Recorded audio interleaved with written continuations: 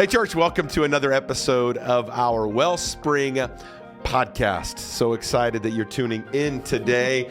And we have kind of reversed roles, April. So I'm kind of like doing the MC thing. And you just had surgery just a few days ago on her. Just yesterday. Yeah, on her wrist. And she's got carpal tunnel. And so that's why her hand looks really orange. But we're... Don't worry, Joey will mention everything. No. But it's going to sound awesome in a message. Yes. It's going to be awesome. Great. But really excited about today. Tonight is Revival Night. Yes. And we're excited about that. And so obviously you're going to be hearing this after Revival Night. But today we get to hear from our best friend, 25 years. Let's go. Today I was in the shower, which you should do every day, shower. And I was reminiscing about so many things from our about our friendship. And so I thought maybe we just spend a few minutes talking a little bit about our friendship, and because a lot of people listening today, you know, friendships are hard. They're difficult.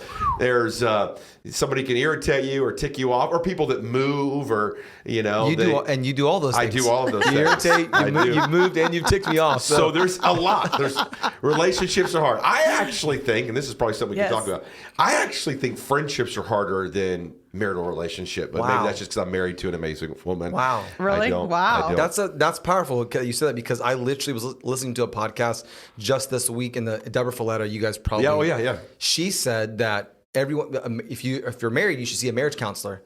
And she said, I think people should be taking their friendships to their counselor. Yeah. Oh yeah. Because friendships, if you're not married, then you have relationships, or even if you are married, you have relationships. But because friendships are so hard, to your point, and she said, I think people should be talking about their friendships with their counselor. Yeah. And I thought it would be weird if you and I. So let's go there. Let's start there. Let's start right there. You want to go to my counselor, or you want to go to your counselor? Introduce so this is Wesley Beecham. Wesley pastors an incredible, amazing church in Winter Garden, Florida, called Hope Church, and he's married to an amazing, beautiful, incredible woman of God, Diana, and they have 4 amazing kids who Hope is actually the heir apparent to the entire lineage of Hope Enterprises. It was named after her. The whole deal is named Hope after Ministries, Hope Church. You might as well have a daughter named Hope. And then Trip, which I love Trip. I mean, I don't know who came up with that. We probably should talk about that at some point. But Diane? Trip is John. So your my formal dad, name is John Beecham, John Wesley Beecham.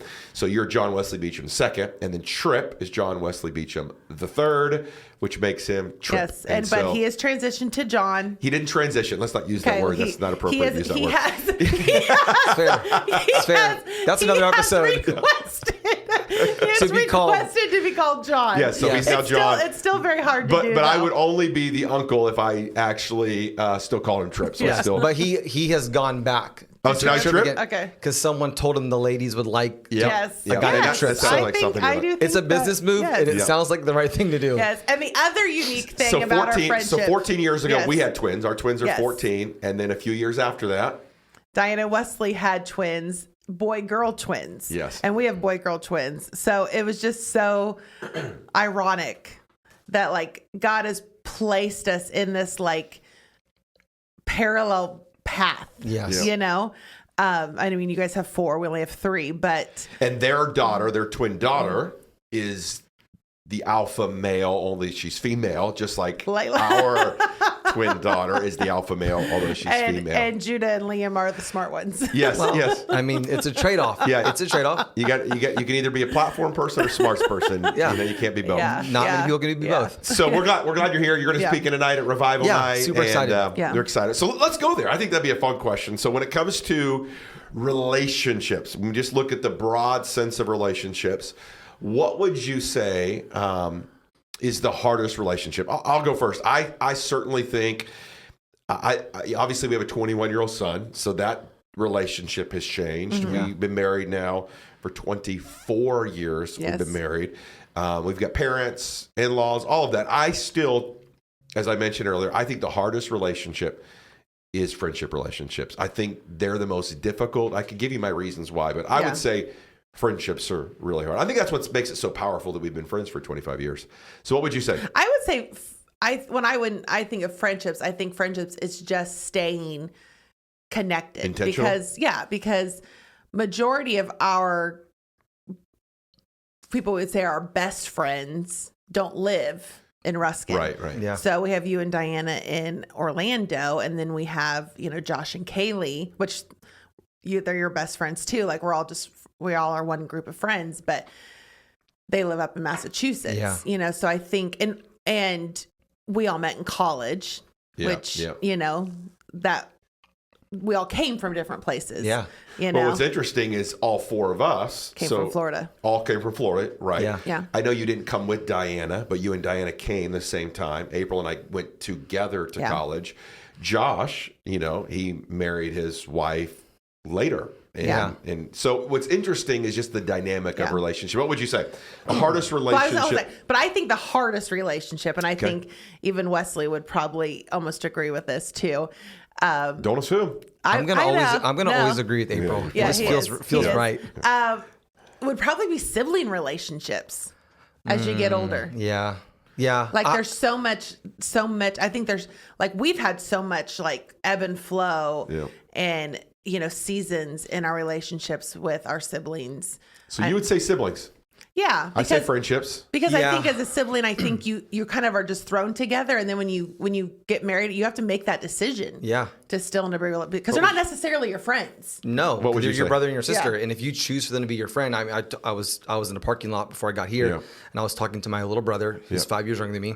And there's been seasons where we have not liked each other. Yeah. It's probably a nice way to say it.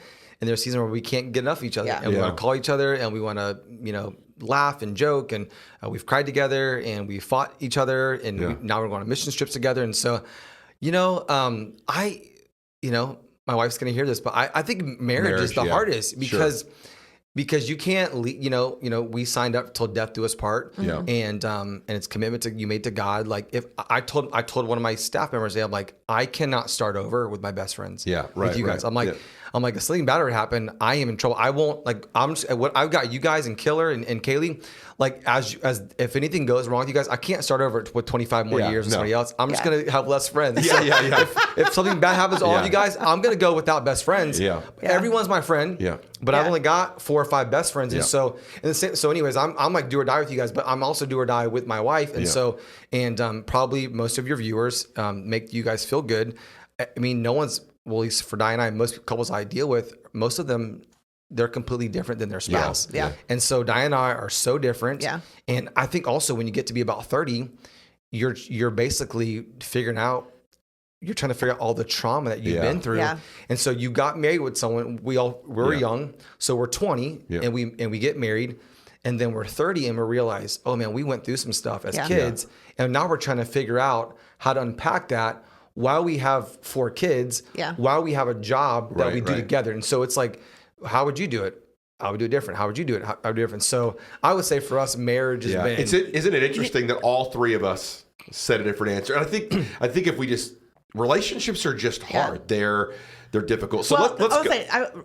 Donnie said this Donnie, which Donnie spoke last week, and he spoke a lot about mental health, but he made this comment in his message about how he was talking about Brittany. They were married very young too. And they're 35, 36, I think. Something now. Like that, And he was saying how they look 25. Well, but they met when they were 15, 14, 15, just like we did. And you're a different person, and it's only 20 years they've been married. But Joey and I have known each other for 30 years, and so in 30 years we have been different people. And it's like this, and he was talking about how it's just this process of falling in love again. And I think that's even with friendships, I would say even you two with Josh, or better known as Killer. I think all 3 of you, we all planted a church. Hold on, don't go there. Okay. That's where I want. So let me just rapid fire some questions, because that's where I wanted to go next. So when it comes to we're just going to, marriage is hard, siblings are hard, friendships are hard. I think that's the encouraging piece. Yeah. We're all saying no matter who you are, whoever's watching, relationships are around the world, no matter where you're watching from. And I think we're all saying, we would all agree. I would say marriage is hard. I would say siblings are hard. I think you would say friendships are hard. Absolutely. So relationships are hard. So let me just rapid fire some questions and let's just answer these, okay? So what is unique about our friendship is I don't want to give the answer away. There are some similarities. in our that got us together. So what would you say, I'm going to go from your perspective and then we'll go to Wesley. What would you say has helped us with the longevity of our relationship when it comes to similarities? What would you say? I think the fact that we all are in ministry. Yeah. Period. That we're pastors. I mean, because most of the circles that we run in together. Yeah. Because we have that similar. Yeah. Yeah. I think probably all would build. The reality is that we all have the same answers probably, but I would say that we have twins. That obviously is that I was like, all right, God clearly put this together because you need someone to go before you. Yeah. And so I'm like, I don't know how to do twins. I think it's interesting that we met at Bible college. Now, what's interesting about meeting at Bible college is we played on the basketball team together. For those that don't know that, we played together. I was more of like a practice player, but I wasn't the team. Had the jersey. You were on team. You were always hurt. I mean, it wasn't a skill or ability thing. You're always hurt. But what's interesting is we were in separate classes. You did pastoral ministry. I did youth ministry. So we were rarely in any classes Diana together. was an education major. I was you a business. You were business. Yeah. So it wasn't the schooling. Yeah. I think it was really, correct me if I'm wrong, I think it was really we weren't in a dorm together. You were in Harper. Yeah. I was in Smith. You were in Donaldson. Yeah. Were you and Diana together? No. So it wasn't the dorm. I think it was our love for basketball. I think it was the passion of basketball that started our friendship. Well, we didn't even really become friends with Diana until she started dating Wesley, which was after we got married, which is a whole nother story. If Diana was here, she would have a whole We don't have time for that, nor I think she's still healing from that. So I'd rather not talk about it. Yeah. That's just Wesley did not bring Diana to our wedding. He brought somebody else. Yeah, but to defend Wesley, and Diana is going to listen to this, it wasn't like she was an option at that time. Like, you weren't. I mean, you were just. Yeah. And she won out. So whatever, she won. Yeah. And then I think the other interesting thing is we both live in Florida. We all live in Florida. Yeah, that helps. So, we're an hour and a half away. I think we all love Disney. We love going to Disney. It's easy for us to meet halfway. Yeah. And so I think that has helped. If you were to live in North Dakota and we lived in Boston, I think it would be much different. I think it would take some intentionality. I mean, obviously with Josh, we've had to do that. We're like, hey, let's do 2 or 3 trips a year. Make sure it's easier for us, but it's harder. Which stands another answer to your questions. I feel like we're all committed to it. Yeah. All 4 of us. I feel like we're all equally committed to it. Yeah. And I think there's been seasons where I'm like back to the hard part. I'm like, man, they were in Orlando and that hurt my feelings. I couldn't connect. But I realize now, like, we could be in Orlando, or we've bumped into each other on vacation in the same, or we've been at similar places. We've been at the parks and not know each other there. And I realize even all that, all of us are committed to it and realize it's not gonna be perfect and it's not going to be easy all the time, but at least all of us, all 3 of our houses, we're committed to making it work. And it's not been easy. I think what's been interesting to be best friends for 25 years isn't, peaches and cream the whole time. No. I mean, not to get real vulnerable, but I mean, a few weeks ago, we were in a conversation and I said something that I shouldn't have said and I reacted instead of respond. And I mean, April knows, I couldn't sleep for multiple nights. There was weeks that I kept thinking about it because, to your point, I don't want to start over. Yeah. Number one, number two, I don't want to start over. Number one is I don't want to hurt the people I love the most. Yeah. And kicking people while they're down or hurting people when they're vulnerable is never a good thing. Yeah. And so, there's been a lot of times where you've not called me out, but called me up. I remember a number of occasions. And so maybe let's just talk a little bit about that. How has being in a relationship for 25 years maybe helped each other? Yeah. I'll go first. I think it's easy for us, like all of our worst moments, we can call you guys. Yeah. So for us, like, you guys have been at all of our best moments, y'all were there. And all of our worst moments, you guys were there. And so there isn't, every time I'm with you, it's weird that 25 years in. I want to show a picture of something. Go ahead. I'm listening. In 25 years, like, I feel like we're, in a lot of ways, I feel like the onion is completely peeled all the way open, but yet we're still pulling back layers, even though I feel like we're pretty vulnerable, pretty transparent, pretty open, pretty honest, but 25 years later, I feel like we're still sharing. Yeah. We all grew up the same way in pretty traditional Baptist churches. Yeah. I want to show this real quick because I want to put my phone down. But I saw this And I was flipping through my phone. When I'm on my flight, I will flip through my phone. And I've seen this picture a few times, but we took this picture for those that are I don't know if you can see it. But we took this picture. This is a picture. You can show it closer? This is a picture of Liam and Tripp. Oh, yeah, cool. The Sunday that. Look at that. That's the Sunday you launched. Yes. And I noticed because the lighting's really bad. No. I just thought that was cool. Like even in our best moments, we get to celebrate these things together. And so they were so little. I cherish this picture. Like Liam, look at their little name tags. Tripp and Liam, look at them all. Like they didn't know what they were doing. They had no idea. And now they're leading in our churches, serving whatever. But the stories that they tell that that we did this together. I mean, what people may not know is we were the week after you launched, and then we launched the week after you. And this year we'll be celebrating 10 years. Yeah, that's crazy. Yeah, how would you answer that? What was the question again? How has being in a relationship for 25 years stretched you, made you a better person? Let me say something while you're thinking about it. I did hear this analogy recently. Tim Ross has a podcast, and he basically said that there's being open, which I think we all are. Yeah.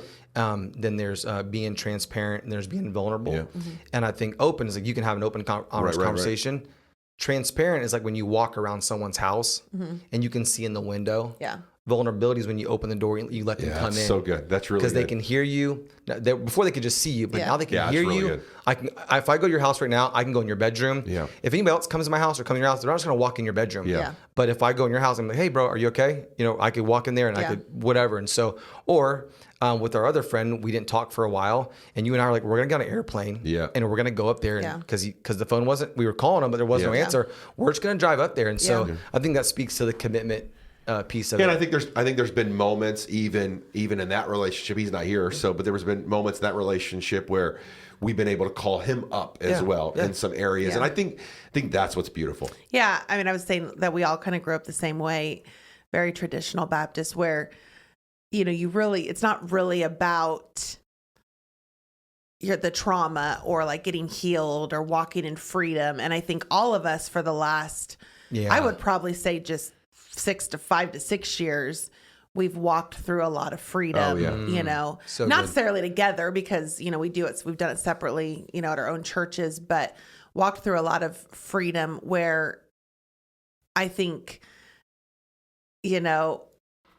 there's a lot that has happened in all of our, outside world when it comes to the church, people leaving or having to do staff transitions or having sick parents, family relationships. I mean, when your sister-in-law passed away, family relationships, and just history of stuff that just is like culminating in that you have to kind of finally, dig through and address. I mean, you two were raised in kind of a very similar home. I think, Diane and I, our parents are both still together, although mine are, both sick. Yeah. I just think we've seen so many good times, so many bad times, but I think it's just, being open with like we know everything that is, if Diana was sitting here, she would pour her heart out, and we know everything that she was struggling with, that she, is contemplating. There's just, I would probably say out of all 4 of us, Diana's probably has had to be the most open and transparent in this season because she's been through a lot more than the rest of us have been through. Joey's probably in this later second, season. That is unique about her. Yeah. Our trauma could have been at a younger age. And hers would have been later. Yeah. Yeah. I think what's been beautiful is to watch us go through things that if we were in college, gone through that, we would have spiraled out of control. Yeah. And so let me end by asking this one question. Is if you, so we obviously there's all kinds of people listening, people young, people old, people, but we know one thing that's common with everybody who's listening today. Everybody has relationships, friendship relationships. So if there is one piece of advice you could give to the person that's listening or watching, what would be that piece of advice? I can go first if you want, if that helps. You guys, I'll go first. Yeah, I'll go first. I think no matter what you're going through, you need somebody to go through it with. And so community is so hard, relationships are so hard, but if you dig in and find somebody that you think could do life with you, figure it out, because to do it by yourself, it seems it's painful to do. Yeah. We've all been through a lot of pain. Yeah. It's been painful. Yeah. But I can't imagine the pain of going through what I'm going through, but going through it all alone and having, I don't even know how, I wouldn't even know what to, if I lost all of you guys and I had a traumatic event happen tomorrow, I don't know what I would do. Because all I've ever known in the last 25 years is to walk with you guys or to call you and say, hey, bro, it's not good. Or, hey, or it is good. Or, hey, this is not working well. Or, hey, we like you mentioned it, we've all had death and we've all had divorce and we've all had disease, all hit our houses. Yeah. And so I don't know how people do it without. Yeah. So I would just say it's worth finding someone that you can walk through this life with. Yeah. What would you say, babe? Yeah, I think, I agree. I think relationships are worth it, even though they're not always easy. They're not always rewarding either. Like sometimes you are the one who's helping more than receiving. I think one thing that's always like that I love about like our relationship with you and Diana and Josh, Kaylee kind of came into our lives later, so she wouldn't know. You guys know my parents before they got sick, so like.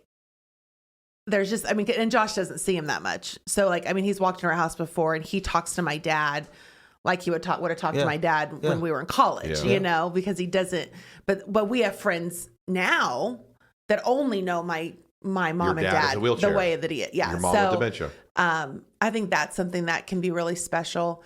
I think one thing that's worth it, especially when you're in your 20s or 30s, is finding friends that you can watch your kids grow up together. Yeah. Like I think about, like you just showed that picture of Liam and Tripp, but like even Dakota and Hope. Like we have so many pictures of Dakota and Hope, you know, growing up. They both love worship. They both love the church. They both are called to ministry. You know, that's just beautiful. So I would answer this. Mine would be very, very simple. I would say in any relationship, but specifically in this topic of conversation with friendships, I would say be the first person to forgive. Mm-hmm.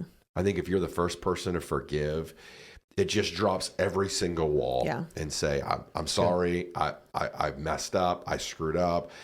I overstepped, whatever it may be. And I think the moment we have to defend the thing that we did, walls just continue to build up. And so I would just say be the first person to forgive or at least be the first person to offer forgiveness. Now you can get a little passive aggressive with that, with the, hey, I want to forgive you. Well, no, they didn't ask for forgiveness. So just, I would say that's it. I think if you've done wrong, you should go first. Yeah. So we would all say relationships are hard. They're difficult. And obviously I'm glad you're here. It's an honor to be your best friend. It's an honor to be in a relationship with you. And I think April and I would say, and I know you and Diana would say the same thing, we are unbelievably better having the Beechups in our life. And so we're grateful for you and we love you guys. So, hey, just a couple quick things and we'll let listeners go. So this Sunday is our last Sunday of our I Declare series.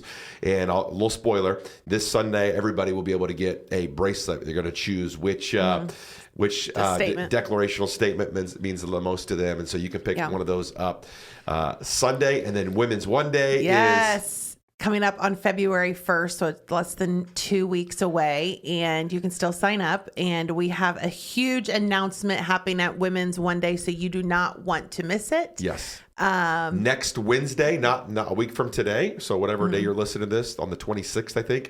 29th is baptism. So we're doing night of worship and baptism. So make sure you come on. We have an amazing 2025 planned for you guys. There's so much for you to get connected, for you to find community, for you to be challenged, and for you to grow and to walk with Christ, but also just grow as a leader, grow as a husband, grow as a wife, grow as a grandparent. We have we're thinking of all these different directions that we're super excited about what we're doing for grandparents. I've never seen a church do what we're going to do. I won't spoil it, but really excited about that. And then don't forget, Tribe Nights are happening Tuesdays in February. So let me pray and we'll get everybody out of here. Father, we love you. We are so incredibly grateful for the friendships that we have in our life. And Lord, we just ask that you'd continue to help us. Everybody who's listening, everybody who's watching this, that we would steward them well. And we would be the first forgiver, that we would love well and love deep. And we would be vulnerable and transparent. So bless our day today. May we look more like you in Jesus' name. Amen. God bless you, church. Amen.